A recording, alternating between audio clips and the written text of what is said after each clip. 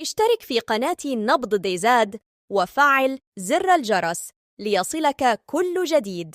السلام عليكم وأسعد الله مساكم. قالت مصادر علمية محلية ونقلا عن مصادر أمنية أنه تم توقيف مدير مستشفى الأم والطفل بولاية سطيف من طرف فرقة التحري والتدخل على إثر ضبطه متلبسا وبحوزته كمية كبيرة من الممنوعات على متن مركبته السياحية، بالإضافة إلى كمية من مسحوق المؤثر العقلي. ومباشرة تم تمديد الاختصاص لتفتيش منزله في انتظار استكمال إجراءات التحقيق وتقديمها أمام الجهة القضائية مطلع الأسبوع القادم.